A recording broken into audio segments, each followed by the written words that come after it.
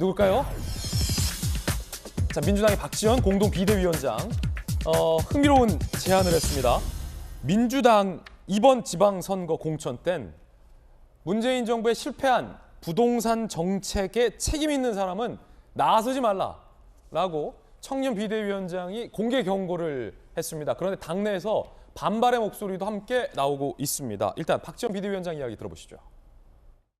국민을 분노하게 한 부동산 정책 실패에 책임이 있는 분, 부동산 물의를 일으켰던 분들은 스스로 나서지 말아야 하고 공간위에서도 철저히 가려내 대선에 이어 지선에서도 심판받는 일이 없도록 해야 합니다.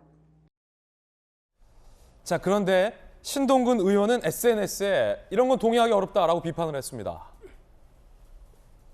희생양을 찾는 것이 아니어야 한다. 부동산 정책 대안도 없이 무조건적으로 부동산 정책 실패고 책임을 묻겠다라는 식은 당장은 면피할 수 있을지 몰라도 한계에 봉착하게 된다.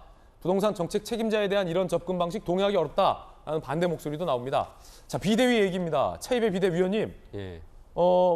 신동근 의원은 반대하고 청년 박지원 비대위원장은 부동산 정책 책임 있는 사람은 공천 주지 마라. 네. 자, 어떻게 보십니까?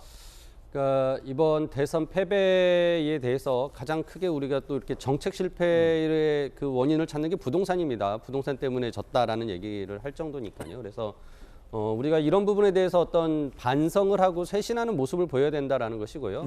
그 반성은 뭐 당연히 이제 지난 대선 기간에 여러 번 부동산 정책을 잘못했다라고 인정하고 사과하고 그거보다 더 나은 정책을 제안을 했던 거고요.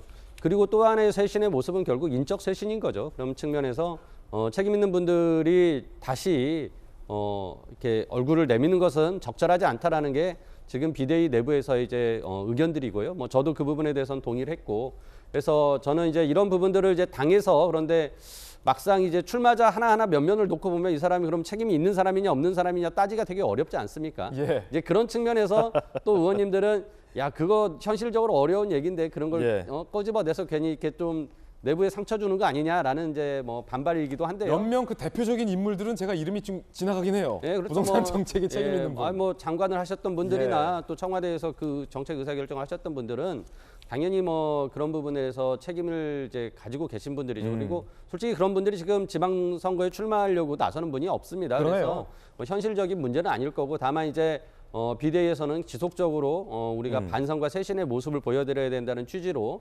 국민들에게 그런 말씀을 드리는 겁니다.